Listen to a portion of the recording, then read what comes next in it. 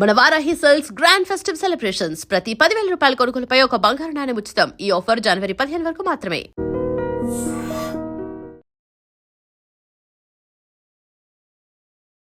Asia ఖండంలోని అతిపెద్ద గిరిజన జాతర Medaram.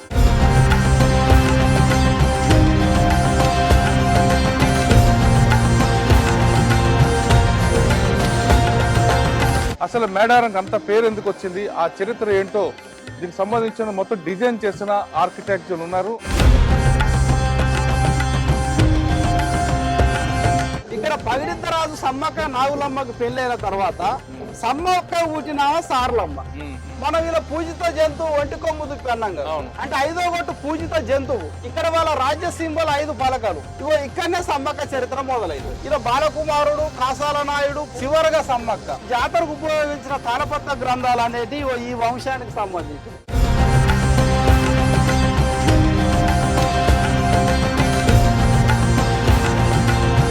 Welcome to iDream. Asia ఖండంలోని అతిపెద్ద గిరిజన జాతర మేడారం.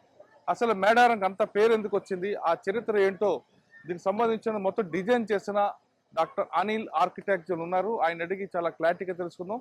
అనిల్ గారు నమస్తే అండి. నమస్కారం సార్. మేడారం అనగానే ఇది కేవలం తెలంగాణ, మహారాష్ట్ర, ఛత్తీస్గఢే కాకుండా దేశంలోని అన్ని రాష్ట్రాలు ఉన్న ఆదివాసీలే కాకుండా ఆదివాసీలు కాని వాళ్ళు కూడా వస్తుంటారు. అంత నమ్మకం ఉంది దీనికి. దాదాపు 700 సంవత్సరాలు వచ్చిన ఈ చరిత్ర. మీరు ఈ మధ్యన చూస్తున్న గవర్నమెంట్ మేడారం ఒక ప్లాన్ ఇచ్చింది కాబట్టి మీరు దాదాపు అన్ని గద్దెల మీద దీన్ని డిజైన్ వేసుకొచ్చారు. అసలు గిరిజన యొక్క వంశం ఎలాగ వచ్చింది, ఆ చరిత్ర ఏంటో మీరు వివరించారు కాబట్టి ఒక్కొక్క దాన్ని మీరు వివరిస్తూ చెప్తే చూసే వాళ్ళకి కూడా తెలుస్తుంది. తప్పకుండా సార్. సార్, ప్రస్తుతం మనం సమ్మక్క సార్లమ్మ ఆలయ నిర్మాణము ఇచ్చిన డిజైన్ గురించి మనం ఒకసారి చర్చించుకుందాం సార్. నా పేరు డాక్టర్ మైపతి అరుణ్ కుమార్ సార్. మేము Sammakka Sarlamma archaeology Indian research institute. ఈ కలరు టీషర్ట్లు కూడా దాని మీదనే ఉంటాయి. మా మొత్తం కూడా మా ఇన్స్టిట్యూట్ కూడా ఆ తల్లి పేరే పెట్టుకున్నాం. అయితే ఇక్కడ ఎప్పుడైతే ఆలయ నిర్మాణం చేయాలనే ఆలోచన ప్రభుత్వానికి వచ్చిందో, మీరు అన్నట్టు కూడా సమ్మక్క చరిత్ర అంటే 700 సంవత్సరాల చరిత్ర అని అందరు అంటారు. కానీ వాస్తవంగా సమ్మక్క చరిత్ర క్రీస్తు శకం కాదు, క్రీస్తు పూర్వం చరిత్ర. ఎందుకంటే మేము అధ్యయనం చేసి ఉన్నాం కాబట్టి. అయితే ఇక్కడ ఈ ఆలయ నిర్మాణం వచ్చినప్పుడు సార్ మనకు 78 ఏళ్ళ స్వతంత్ర భారతదేశంలో ఈ రోజు వరకు కూడా ఎక్కడ కూడా ఆదివాసుల ఆలయాలు కట్టే చరిత్ర ఉండదు. ఎండోమెంట్ దగ్గర ఒక స్ట్రక్చర్ ఉంటుంది, లేకపోతే బుద్ధిజం ఉంటుంది, ఇంకో చర్చిల మీద ఉంటుంది, కానీ సపరేట్ ఉండడానికి ఆస్కారం లేదు అక్కడ. అయితే ఇక్కడ ప్రభుత్వానికి కొంత ప్రశ్నగానే ఉండే, అది ఏ టైపులో కడదాం అనుకుంటారు, ఏ టైపులో కడదాం అన్నప్పుడు మంత్రి సీతక్క గారు పోయే బిడ్డగానే ఉండు, ఇదే సమ్మక్క తల్లి వంశంలో ఉండుతోని కొన్ని చర్చలు జరిగినప్పుడు ముందు భయపడ్డారు సార్ పూజారులు కూడా. మా జగ్గారావు సార్ కానీ కాకెంకన్నా కొంతమంది భయపడ్డారు. అయితే ఇక్కడికి వచ్చిన తర్వాత ఏంటంటే గతానుకుని ఇప్పటికి జాతర పెరిగింది సార్, వెడల్పు చేసి భక్తులు. ఎందుకంటే అనేక ప్రాంతాల నుంచి వచ్చే భక్తులు ఇక్కడ ఇబ్బంది పడొద్దు, ఇరుకు ఉండొద్దు, తొక్కిసలాటలు జరగొద్దు. కాబట్టి మనం ఒక డిజైన్ ఇచ్చి మార్పు చేయాల్సిందే. ఇక పూజారులు ఏం చేస్తారో ఆ తల్లి దగ్గర అనుమతి అనుడితో తల్లి అనుమతి ఇచ్చింది. మనం 1000 స్క్వేర్ ఫీట్లలో సార్ 9 ఆర్చీలు, గద్దెలకు ఒక్కదానికి వచ్చేసి 4 పిల్లర్లు, మన 4 గద్దెలకు 8 పిల్లర్లు, 32 పిల్లర్లు. ఈ ప్రాకారాలు సార్ ఇవి ఒకటేమో బొమ్మలతో ఉంటుంది, ఇంకొకటో వెదురు బొంగుతో ఉంటుంది. ఎందుకంటే భక్తులకు కూడా గాలి ఆడాలి కాబట్టి. ఇవి ఒక 41, అవి ఒక 41. ఇట్లా మేము ఓవరాల్ గా సార్ మొత్తం 7000 బొమ్మలని మన కోయ వంశవృక్షాల చరిత్రని, మా దగ్గర ఉన్న తాళపత్ర గ్రంథాలు, మా వేలుపు జాతరలలో రెడ్ క్లాత్ పైన పడిగ బొమ్మలు ఉంటాయి. పూర్వం నుంచి మా వాళ్ళు అడారం కుండలు అంటారు సార్. ఆ కుండలలో పెడతారు, 2 సంవత్సరాలకు ఒకసారి తీసి రేల పాటలు పాడతారు. మా చరిత్ర ఇది అనేది ఉంటది. ఆ బొమ్మలను మేము ప్రీ ప్లాన్డ్ గా 15 years గా నాన్ స్టాప్ మేము తిరిగి చూసినాం కాబట్టి ఆ చరిత్ర మాకు అర్థమైంది. కాబట్టి ఆ 7000 బొమ్మల్ని 24 hours లో మేము ప్రీ ప్లాన్ చేసి అందించినాం సార్. అందించిన దాంట్లో మనకి చరిత్ర విషయానికి కొద్ది ఇట్లా తీసుకున్నాం సార్. మనం ఈ ప్యానల్లో సమ్మక్క తల్లి వంశ చరిత్రని మనం చెప్పాలంటే ఈయన బెరంబోయిన రాజు అంటారు సార్. మా దాంట్లో ఏనుగు మీద ఉంటాడు ఈయన, పెద్ద రాజు. మా పడిగ బొమ్మలల్లా ఈయన బెరంబోయిన రాజు. ఈ రాజుకి ఈయన బెరంబోయిన రాజు, ఆయన భార్య పేరు వరందేవి సార్. వీళ్ళిద్దరు. మాదంతా కూడా రైట్ టు లెఫ్ట్ స్టార్ట్ అవుతుంది సార్, కుడి నుంచి ఎడమకు స్టార్ట్ అవుతుంది మా లిపి అంతా కూడా. ఈ బెరంబోయిన రాజు ఆది మానవుని కాలంలో మనుషుల యొక్క బంధాలు, బంధుత్వాలు జంతువుల వలె ఉన్న కాలంలో శారీరక సంబంధాలు కానీ, పెళ్లిళ్ళు కానీ, ఇటువంటి మొత్తం కూడా ఒక స్త్రీకరణ జరిగి మానవ నాగరికత వైపు మనం ప్రయాణం చేయాలి. నైతిక విలువలు ఉండాలి. అక్క, చెల్లి, తమ్ముడు, అన్న బంధాలు, బంధుత్వాలు మనకు ఉండాలంటే మనం వంశ వృక్షాలు ఏర్పడాలి. ఒక తల్లి కడుపులో పుట్టిన వాళ్ళు పెళ్లి చేసుకోవద్దు అనే ఈ విధానాలకి మొట్టమొదటిసారి ఆ కొండ గృహాల నుంచి వచ్చిన తర్వాత ఏర్పడిన విధానమే గొట్టు గోత్రాల వ్యవస్థ సార్. గట్టు అంటాం, పొలం గట్టు అంటే నాది ఈ గట్టు నీది ఆ గట్టు అన్నట్టు వంశంలో కూడా గట్లు పెట్టుకున్నారు. గట్టునే ఇప్పుడు గొట్టు అంటాం, మనం వంశ వృక్షాలు అంటాం. అట్లా చేసేటప్పుడు సార్ ఇక్కడ ఈయనకి 6 బిడ్డలు ఉంటారు సార్. మరి ఎక్కడో ఒక్కడ మొదలు కావాలి వంశాలు అనుకున్నప్పుడు, ఏదో ఒక నియమం ఉండాలనుకున్నప్పుడు ఈయన పెద్ద ఫిలాసఫర్ సార్. ఈయన అంటే అక్కడ వచ్చిన ఆదిమ సమాజంలో తెలివికల వ్యక్తి ఈయన. అప్పుడు ఏం చేస్తారంటే ఈయనకు 6 బిడ్డలు ఉంటారు సార్. ఇక్కడ వీళ్ళు ఆలే సింగళ ధర్మం, మాందేవి, తూల్మూర్తి, దేవచంద్రావతి, దేవకనకావతి, భైరందేవి.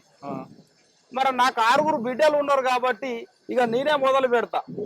గుంపులు గుంపులుగా ఆదిమ సమాజాన్ని కూర్చోబెట్టుకుంటే మనకు అర్థమవుతుంది. ఆదిమ సమాజం అయినా కానీ ఏ జెనెటిక్ అనేది అర్థమవుతుంది. కాబట్టి గొట్టు గోత్రాల వ్యవస్థ తయారు చేయాలి.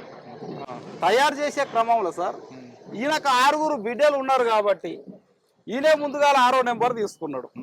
6వ గొట్టు బెరంపోయిన రాజు ఏనుగు మీద ఉంటాడు, పెద్ద రాజుగా. ఇప్పుడు దానాల కల్లా కన్యాదానం పెద్దది కదా సామెతలలో కూడా. కాబట్టి ఈయన 6వ గొట్టు తీసుకున్నాడు. 6 బిడ్డలు ఉన్నారు కాబట్టి ఇగో ఇట్లా నిలువు గొట్లు సార్. 1, 2, 3, 4, 5, 6. 6వ గొట్టు ఏర్పడ్డది. ఇక 6వ గొట్టు ఏర్పడిన తర్వాత మళ్ళీ ఇక్కడ రైట్ టు లెఫ్ట్ వస్తాను. ఇగో ఈడికి వచ్చినాక సార్ ఈడ 3 ఉన్నాయి. ఈడ 3వ గొట్టు ఏర్పడ్డది.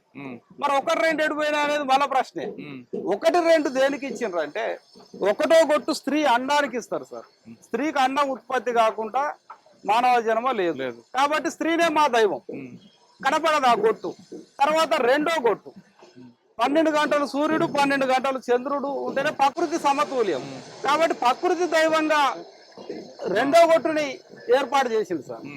అప్పుడు ఈయనకు ఉన్న మొదటి బిడ్డని సింగళ ధర్మాన్ని ఇచ్చిన గొట్టు 3వ గొట్టు. 3వ గొట్టు ఇచ్చిన గొట్టు 3వ గొట్టు ఏర్పడ్డది. ఇక్కడికి వచ్చిన తర్వాత మాందేవి ఇచ్చిన గొట్టు 1, 2, 3, 4. 4వ గొట్టు ఏర్పడ్డది.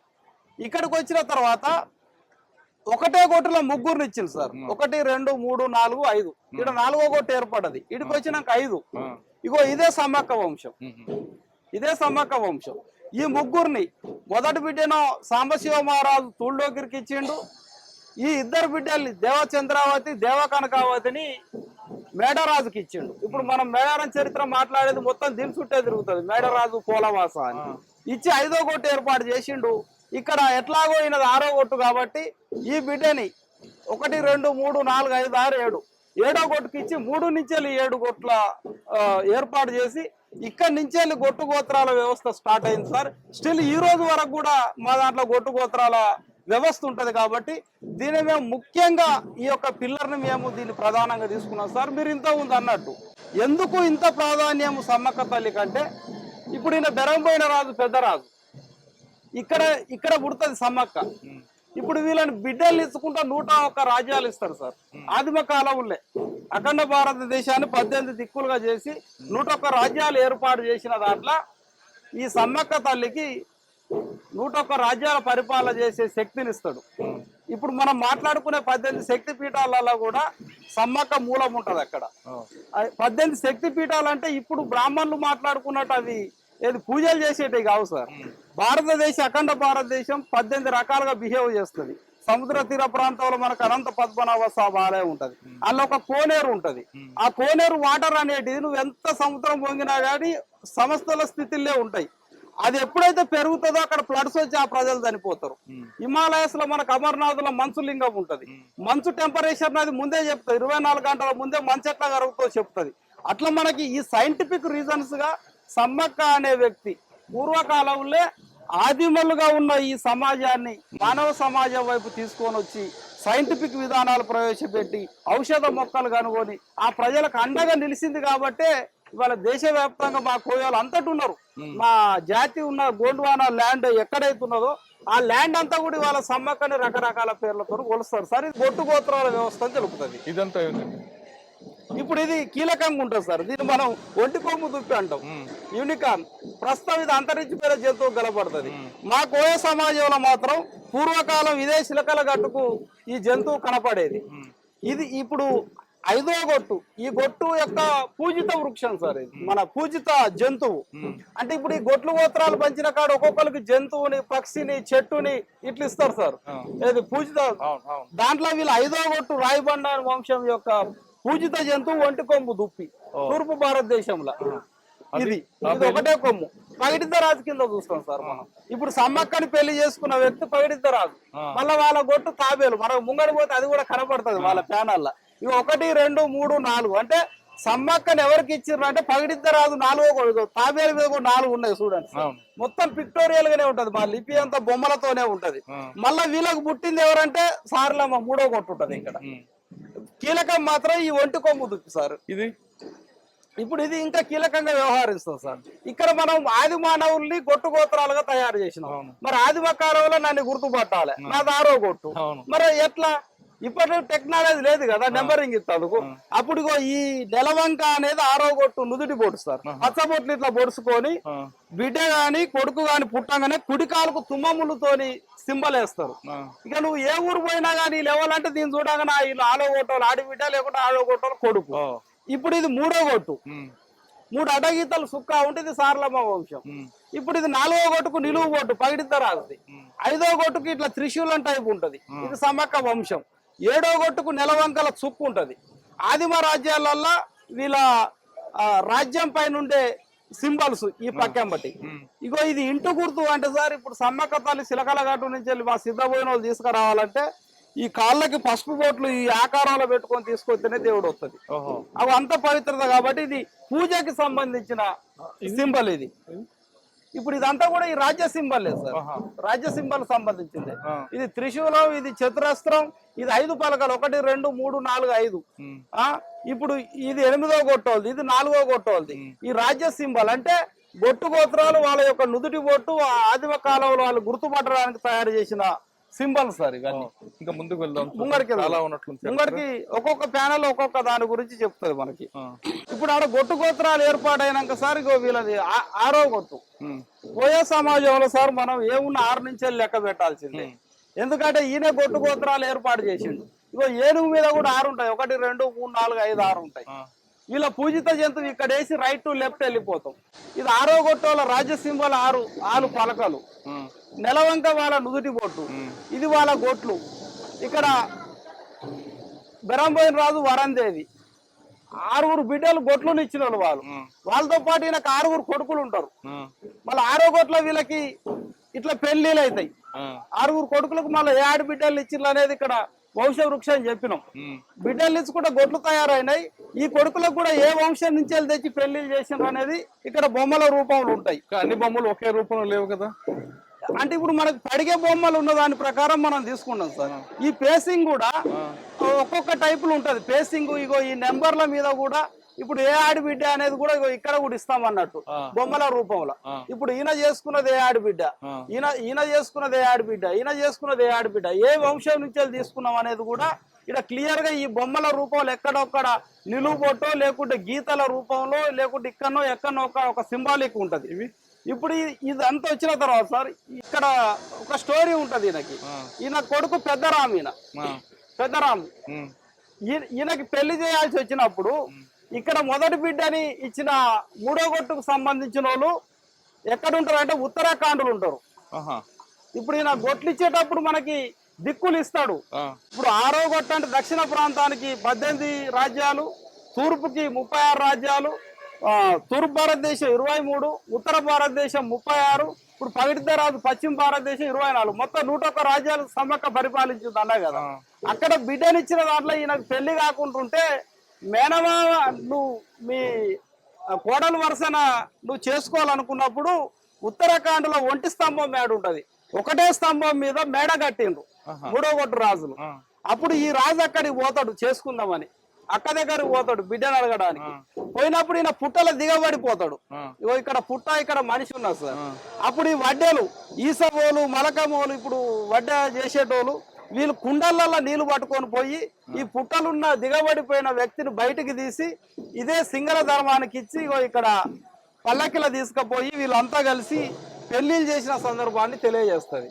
ఇది ఆదిమ కాలంలో చిరుతపల్లి అని ఉంటది, సడాలమ్మ సమ్మక్క మూలం. ఇగో పెద్ద పులిని తోకబట్టి చంపేస్తాడు దాన్ని, పెద్ద పులి ఇబ్బందిగా మారుస్తా ఉంటది. అక్కడ ఈయన మాట కాసి పెద్ద పులిని చంపుతాడు కోడెం రాజు. ఇట్లా ఈ చేపలు పట్టిన సందర్భం, ఈ వేటకు పోయే సందర్భం, ఇదంతా కూడా మనం తీసుకున్నాం సార్. ఇప్పుడు దీన్ని ఏమంటారంటే సార్, ఇది ఈయన ఆదిరాజు ఆదిశక్తి అంటే ప్రకృతి శక్తి. ఈ మణిబోతులని కట్టి చేప రూపంలో ఇక్కడ ఉన్నది ఆదిశక్తి. ఈ చేప రూపంలో ఉన్న ఆదిశక్తికి మణిబోతు గాలం వేసి ఈ ఆదిశక్తిని పడేసి పెళ్లి చేసుకున్నాడు అని మన డోలి వాళ్ళ కథ చెప్తారు సార్. ఇదంతా కూడా పడిగ బొమ్మలకు సంబంధించి. ఇది 6వ కొట్టు మూలం సార్. ఇక్కడికి వచ్చిన తర్వాత ఇది 3వ కొట్టు సార్. మనం అన్నాం కదా అక్కడ మనం చెప్పుకున్నాడు సార్ 3వ కొట్టు. మొదటి బిడ్డని ఇక్కడనే ఇచ్చిండు. ఇప్పుడు ఇది వీళ్ళ పవిత్ర వృక్షం ఎద్దు సార్. ఇది ఉత్తర భారతదేశంలో ఇప్పటికి పోయినా మనకి ఎద్దులు కనపడతాయి బాగా. ఇవే కొమ్ములు ఎద్దులు కనపడతాయి మళ్ళా. అక్కడ వాళ్ళ పవిత్ర వృక్షం ఎద్దు. వీళ్ళ రాజ్యం 36 రాజ్యాలలో సార్, ఈ కోయ రాజ్యాలలో వాళ్ళ రాజ్యం పైన ఈ త్రిభుజం గుర్తుంటది అంటే 3వ కొట్టు రాజ్యం అన్నట్టు. వీళ్ళ నుద్దుడి బొట్టు, వీళ్ళ కడపకి ఇప్పటి కూడా పెట్టుకున్న సార్లమ్మ మీద ఇవే బొట్లు పెట్టుకుంటారు 3వ కొట్టు ఇప్పటి కూడా. వాళ్ళ గొట్టుని తెలియజేస్తారు సార్ ఇది. ఇప్పుడు వీళ్ళది పెద్ద కుటుంబం సార్. బంగారుకొండ కాటూరయ్య, కాటంబోయిరాలు. వీళ్ళకి 3 కొడుకులు, తారా మచ్చడు, తారా బొర్రాడు, తారా చిక్కడు. ఇంకో దీంట్లో ఈ మొదటి ఆయనకి ఇచ్చిన బిడ్డే సింగల ధర్మం. ఈ గొట్టు ఏర్పడడానికి మనం ముందు చెప్పినట్టు ఈ గొట్టు ఇక్కడ ఏర్పడుతుంది. అప్పుడు వీళ్ళకు పుట్టిన 9 మంది చివరికి ఆడబిడ్డ, మళ్ళా తర్వాత వీళ్ళకు పుట్టిన 9 మంది చివరికి ఆడబిడ్డ. మళ్ళా ఈ 3వ వ్యక్తికి సార్ 2 భార్యలు ఉంటారు. బిడగరాజుకి 2 భార్యలు ఉంటారు. ఈ 2 భార్యలలో కూడా మళ్ళా ఒక్కొక్కరికి 8 మంది 9 మంది పుడతారు. ఇప్పుడు మనం ఈ జాతరకు ఉపయోగించిన తాళపత్ర గ్రంథాలు అనేటివి ఈ వంశానికి సంబంధించినవి. చిర్రాజు వేలుపు జాతరకు సంబంధించిన తాళపత్రాలు. ఇప్పుడు పెట్టిన 7000 బొమ్మలు, పడిగే బొమ్మలతో పాటు ఈ వంశం అంటే చెర్ల దగ్గర కొయ్యూరు అనే ఒక విలేజ్ ఉంటుంది ఛత్తీస్గఢ్ బార్డర్. అక్కడ చిర్రాజు అనే వేలుపు జరుగుతుంది, ఇరుపవాళ్ళు చేసే జాతర. ఆ జాతర తాళపత్రాల నుంచి మనం తీసుకున్నాం. అంతిమంగా ఇది 33 మంది 3వ కొట్టు వంశస్థులు సంబంధించిన చరిత్రను చెప్తా సార్. ఇక్కడ ఇగో ఈ వ్యక్తి సార్లమ్మని చేసుకున్న వ్యక్తి, ఈ వ్యక్తి ఈ గొట్టు వంశముల. ఇంత చరిత్ర రీసెర్చ్ చేయడానికి మీకు ఎంతకాలం పట్టింది? మాకు 15 సంవత్సరాల కాలం పట్టింది సార్. ఇప్పటి వరకు మాకు మా సమ్మక్క చరిత్ర మాకు అర్థం అవుతుందికే 8 సంవత్సరాలు పట్టింది వంశ వృక్షాలను తీయడానికి. ఇప్పుడు ఇది పగిడిద్దరాజు కొట్టు సార్. ఇక్కడ మన ఖడ్గమృగం ఉన్నది 1, 2, 3, 4. అంటే ఈ ఖడ్గమృగం 4వ కొట్టు అని చెప్తుంది. 1, 2, 3, 4 ఇది వాళ్ళ పూజిత జంతువు సార్. 6వ ఏనుగు, 3వ కొట్టోళ్ళకి ఎద్దు, 4వ కొట్టోళ్ళకి ఖడ్గమృగం. వీళ్ళ మళ్ళీ రాజ్యాలు ఎక్కడ సార్? పశ్చిమ భారతదేశం. అంటే ఇప్పుడు ఇది ఎక్కడ దొరుకుతుంది? ఖడ్గమృగం అనేది ఉండేది కూడా రాజస్థాన్, గుజరాత్ ఆ ప్రాంతాలలో ఉంటది, ఎడారి ప్రాంతాల, సముద్ర తీర ప్రాంతాలలో. వీళ్ళ రాజ్య సింబలు, వాళ్ళ నుదుటి బొట్టు, వీళ్ళ 4 బొట్లు. ఇగో ఈ తాబేలు చుట్టే చరిత్ర అంతా తిరుగుతుంది. ఇలా పగిడిద్దరాజు, గోవిందరాజు, నాగుల బండాడు, ముల్లారుడు. ఈ తాబేలు మీద వీళ్ళు 7 సముద్రాలు దాటేది. 7 సముద్రాలు తాబేలు మీద దాటేది వీళ్ళు. ఇప్పటికి కూడా అది చరిత్రలు ఉంటది. వీళ్ళ పడిగే బొమ్మలలో కూడా ఉంటది. ఫస్ట్ వీళ్ళు 7 ఉండేది. 1, 2, 3, 4, 5 7 ఉండేది.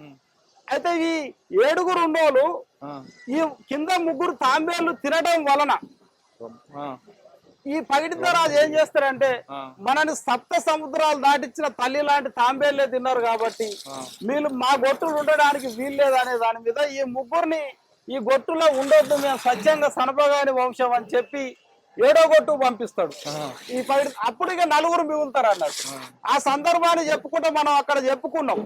మాందేవిని 4వ కొట్టుకి ఇచ్చి గొట్టు ఏర్పాటు చేసింది అంటే ఇక జలాచంద్రుడు మాందేవి. ఆ మాందేవికి పుట్టిన 4 కొడుకులల్లా ఈయన పగిడిద్దరాజు సార్. పగిడిద్దరాజుకి 2 భార్యలు. ఇప్పుడు నాగులమ్మని సమ్మక్క బిడ్డ అంటారు, కాదు, సమ్మక్క నాగులమ్మ అక్క చెల్లెళ్ళు 2 కలిసి పగిడిద్దరాజుని పెళ్లి చేసుకుంటారు. పగిడిద్దరాజు, సమ్మక్క నాగులమ్మ, తర్వాత గోవిందరాజు, గోవిందరాజు భార్య. గోవిందరాజు అంటే ఇక్కడ మన గడ్డి ఉంటది. అవును. నాగుల బండడు ముల్లారుడు. ఇది ఇంపార్టెంట్ సార్. ఇక్కడ ఎందుకు ఇంపార్టెంట్ అంటే ఇక్కడ సమ్మక్క తల్లి పెళ్లి అవుతుంది. ఇప్పుడు 4వ గొట్టులే కదా పెళ్లి చేయాల్సింది. ఇక్కడ మనకి పందిరి, పచ్చని పందిరి వేస్తారు పరిసక వాళ్ళు. పచ్చని పందిరి వేసిన తర్వాత బూరిక చెట్టు. ఇది బూరిక చెట్టు అంటే 4వ గొట్టు వారి యొక్క పూజిత వృక్షం. అది పూర్వకాలంలో 4వ గొట్టుల పెళ్లిళ్ళు జరగాలంటే బూరిక చెట్టు కింద పందిరేసి వేయాలి. ఈ బూరిక చెట్టు కింద పందిరేసి ఇక్కడ పీఠ ముగ్గు 1 2 3 4. ఈయన పగిడిద్దరాజు, సమ్మక్క, నాగులమ్మ. ఇగో ఇక్కడ కర్రసాం చేస్తాను. నాగ పున్నమిళ్ళ పెళ్లి అయింది. ఇక్కడ జాతర జరిగేది పున్నమి సందర్భమే. ఇగో ఇక్కడ పెళ్లి అవుతుంది. ఇక్కడ సమ్మక్క రంభ రూపంలో వచ్చి ఇక్కడ ఈ పెళ్లిని చూస్తాంది అనేది మా డోలి కథల్లో ఉంటది. ఇగోది ఇక్కడ డోలి కొట్టేవారు వచ్చిండ్రు, ఈ పందిరేస్తారు పెళ్లికి. వీళ్ళు ఇక్కడ సన్నాయి వేళ ఊతారు, పెద్ద మనుషులు వస్తారు. ఇక్కడ ఆడిబిడ్డలు స్పెషల్ గా బాయిలు ఉండే సార్. మా వాళ్ళు ఎవరో బావి పడి ఏ ఇంట్లో ఆ గొట్టు బావి సింబల్స్ ఉంటాయి, బొట్లు పెట్టుకుంటారు. అట్లా ఇగో ఈ నీళ్ళ బావికి 1 2 3 4 అంటే 4వ గొట్టు బావి నుంచి వెళ్ళి పగిడిద్దరాజు వంశం యొక్క ఆడబిడ్డలు పెళ్లికి నీళ్లు మోస్తారు. ఇక్కడ పగిడిద్దరాజు సమ్మక్క నాగులమ్మకు పెళ్లి తర్వాత సమ్మక్క పుట్టినామ సార్లమ్మ, నాగులమ్మకు పుట్టినామ జంపన్న బుయ్యన్న. అంటే ఇలా 4వ గొట్టు వంశ వృక్షాన్ని చెప్పుకుంటేనే అతి ముఖ్యమైన సమ్మక్క నాగులమ్మ పగిడిద్దరాజుల పెళ్లి ఎట్లయిందని చెప్పుకుంటేనే అంతిమంగా ఇక్కడ వరకు ఈ వంశ వృక్షాన్ని మనం చెప్పినాం సార్. ఈ ముంగటికి వచ్చేది సమ్మక్క వంశం సార్. ఇది అసలైన వంశం సమ్మక్క. మనం ఇలా పూజిత జంతువు ఒంటి కొమ్ము దుప్పి అన్నాం కదా. ఇగో దీని మీద కూడా 1 2 3 4 5 ఉంటాయి. అంటే 5వ గొట్టు పూజిత జంతువు. ఇక్కడ వాళ్ళ రాజ్య సింబల్ 5 పలకలు. ఇక్కడికి వచ్చిన తర్వాత త్రిశూలం వాళ్ళ నుదుటి బొట్టు, కిందికి వచ్చినాక వాళ్ళ గొట్టు. వీళ్ళు మొత్తం 5గురు అన్నదమ్ముళ్ళు. రాయబండాన్ రాజు, రస్మలాదేవి. తూర్పు భారతదేశంలో 23 రాజ్యాలు. ఇక్కడ 5గురు కొడుకులు. 5గురు కొడుకులలో మనకి మేడారం చరిత్రకు లింక్ అయ్యేది మాత్రం 2 కొడుకులే. మేడరాజుకి 2 బిడ్డలు ఇచ్చినాం, సాంబశివ మహారాజుకు 1 బిడ్డని ఇచ్చినాం. కాబట్టి ఇక్కడ ఏముంటది, ఈయన మేడరాజు, ఈయన సాంబశివ మహారాజు. ఇక్కడ తూలు ముత్తిని సాంబశివ మహారాజుకి ఇచ్చి పెళ్లి చేసిండ్రు.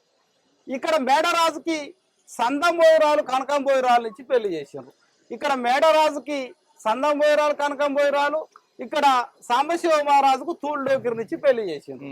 ఇగో ఇక్కడనే సమ్మక్క చరిత్ర మొదలవుతుంది. అసలు ఇక్కడ ఏమంటారు, మేడారం చరిత్ర అంటేనే మేడరాజు రాజ్యంలో సమ్మక్క అనేటామ కంక వెదురు మధ్యలో పుట్ట మీద దొరికింది అంటారు, పాప రూపంలో. అప్పుడు మేడరాజు పోయి తీసుకొని వచ్చిర్రు అంటారు. ఇక్కడ మనకు కనపడుతుంది. ఇప్పుడు వీళ్ళకి బిడ్డలు ఉండరు. సందంబోయిరాలకు, కనకంబోయిరాలకు బిడ్డలు ఉండరు. ఉండనప్పుడు వీళ్ళు ఎవరు ఏరుకుంటారు, మనం చెప్పిన బెరంబోయిన రాజు మాకు బిడ్డలు కావాలని ఏలుకున్నప్పుడు ఆయన ఏమంటాడంటే ఈయనకు ఆదేశిస్తాడు, నీ కడుపులో ఒక బిడ్డ పుడుతుంది. ఆ బిడ్డ ఎవరి అంశాల పుడుతుంది అంటే నా భార్య బెరంబోయిన రాజు భార్య వరందేవ వంశాలో పుడుతుంది. ఆ బిడ్డ నువ్వు తీసుకొని పోయి మేడారం పరిసర ప్రాంతంలో ఉన్న పోలవాస అడవిలో నువ్వు పెట్టి రావాలని అంటారు. అప్పుడు పెట్టినప్పుడు ఆమె ఆల్రెడీ ప్రకృతి శక్తి, కోయరాజులు అంటేనే ప్రకృతి. వాళ్ళు కొన్ని లక్షల సంవత్సరాలు వాళ్ళు దశలు మారుకుంటూ వచ్చింది కాబట్టి ప్రకృతిని పట్టిండ్రు. మంత్రాలు తంత్రాలు అంటారు కానీ ఏముంటాయి, ఆకులే అన్ని. ఆకుల శక్తే, ప్రకృతి శక్తితోనే నడిపిర్రు. ఆ శక్తి ఆధారంగా ఆ అంశాల పుట్టింది కాబట్టి ఈ బిడ్డకి ఫుల్ పవర్స్ తోని పుడుతుంది సమ్మక్క. అప్పుడు ఈయన గనపడతాడు కళల. కనపడి పలాని దగ్గర బిడ్డ ఉన్నది అన్నప్పుడు నిజంగానే అక్కడికి పోగానే పెద్ద పుల్లుల కాపల మధ్యలో సమ్మక్క ఉంటుంది. అప్పుడు ఈయన తీసుకొని వచ్చి పెంచుకుంటాడు. పెంచుకొని సమ్మక్క అని పేరు పెట్టుకుంటాడు.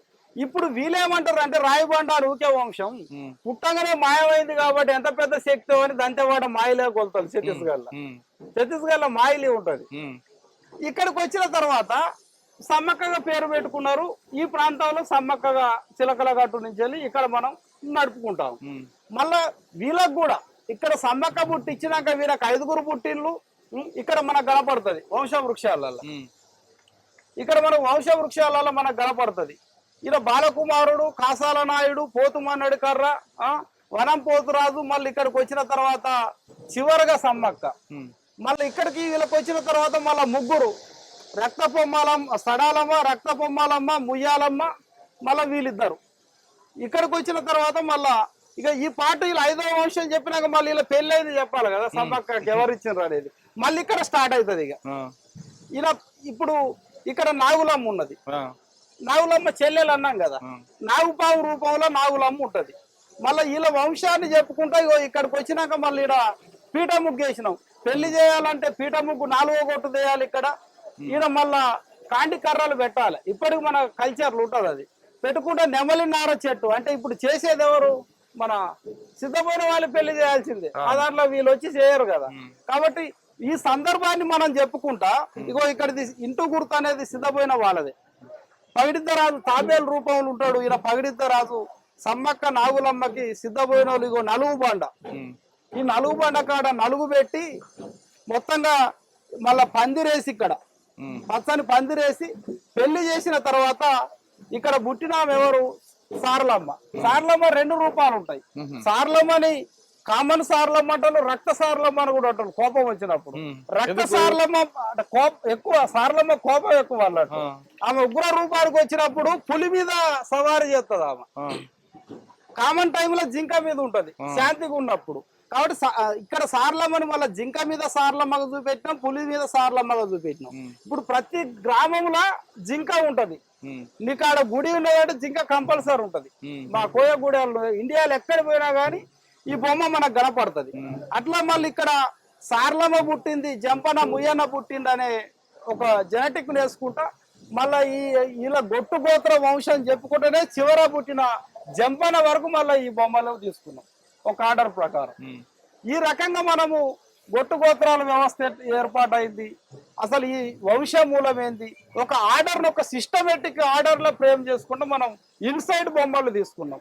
41 ప్యానల్స్ మొత్తంగా కూడా గొట్టు గోత్రాలు, వంశ వృక్షాలు, వీళ్ళు ప్రవేశపెట్టిన సైంటిఫిక్ పద్ధతులు ఏమేం కనుగొన్నారు అనేది మొత్తంగా కూడా మనం ఈ ఇన్నర్ దాంట్లో మనం తీసుకోవడం జరిగింది సార్. ఇది కాకుండా ఆర్టిస్ట్ మీద ఉన్నాయి డిజైన్లు. ఆర్చెస్ మీద ఉన్న డిజైన్లు సార్ మనకి ఫస్ట్ అక్కడ సమ్మక్క తల్లి మెయిన్ ఆర్చ్ మీద వచ్చేసేమో ఇక్కడ 3 దేవుళ్ళు ఉన్నారు సార్. సమ్మక్క ఉన్నది, వాళ్ళ చెల్లెలు నాగులమ్మ ఉన్నది, సారలమ్మ ఉన్నది, పగిడిద్దరాజు ఉన్నాడు, గోవిందరాజు ఉన్నాడు. ఈ సమ్మక్క నాగులమ్మ 5వ కొట్టు, సారలమ్మ 3వ కొట్టు, పగిడిద్దరాజు గోవిందరాజు 4వ కొట్టు. వీళ్ళ గొట్టు గోత్రాలు, వంశ వృక్షాలు, వీళ్ళకి ఏ చెట్టు జంతువు, వాళ్ళ గొట్టు వంశం తీసుకున్నాం, వాళ్ళ యొక్క పూజిత వృక్షాలు, జంతువులు వీటిని తీసుకున్నాం. అట్లా మనము 9 ఆర్చిల మీద సమ్మక్క ఆర్చి తూర్పు ఈశాన్యంలో, తూర్పున మనకు మన సిద్ధమైన వాళ్ళ ఆర్చి సమ్మక్క తల్లిని ఎవరైతే తీసుకొస్తారో ఆ యొక్క ఆర్చి. మనకటు దక్షిణం దిక్కున మనము పగిడిద్దరాజు ఆర్చి, దాని మీద వాళ్ళ వంశ వృక్షం ఉంటది. ఎండింగ్ గేట్ లో మనకి సారలమ్మ ఎగ్జిట్ గేట్, అది భక్తులు వచ్చి పోయే గేటు. అక్కడ సారలమ్మ వంశ వృక్షం, పక్కబట్టి మన గోవిందరాజు వంశ వృక్షం. ఇక మిగతా ఒక 3 కామన్ గేట్లు. ఇట్లా వీటి మీద కూడా 3 నుంచి 7 గోట్లకు సంబంధించిన గొట్టు గోత్రాల చరిత్ర, వాళ్ళ యొక్క పూర్వం కొలిసిన రాజ్య చరిత్ర, ఇదంతా కూడా మనం తీసుకున్నాం సార్. కొన్ని వాళ్ళు ప్రవేశపెట్టిన సైంటిఫిక్ మెథడ్స్ ను కూడా తీసుకున్నాం సార్. ఇప్పుడు ఎగ్జాంపుల్ మనకి సీతక్క వంశం ఉన్నది ధనసరి, అంటే నిప్పుడు కనుగొన్న వంశం అది. ఆది మానవులు కొండ గృహాలలో ఉన్నప్పుడు నిప్పు కావాలనుకున్నప్పుడు ఆ జకముఖ రాయికి వెళ్ళి నిప్పు కొట్టి జమ్మిదూదిని యాడ్ చేసి కొట్టి వాళ్ళ నిప్పును కనుగొన్న పద్ధతిని ప్రవేశపెట్టినాం. ఇప్పుడు డ్యూటీ పట్టిన ధనసరి. ఇప్పుడు గోవిందరాజు వంశస్థులు దబ్బగట్ల అని ఉంటుంది సార్. దబ్బగట్ల అనే ఇంటి పేరు వస్తుంది దర్భగడ్డి. కొండ గృహాలలో నివసించే మానవులు వచ్చి ఇల్లు కట్టుకొని ఇప్పుడు కోయలు 27 రకాల చెట్లతో ఇల్లు కడతారు సార్. ఆ ఇంట్లో ఉన్నవంటే మన రోగాలని పోతాయి.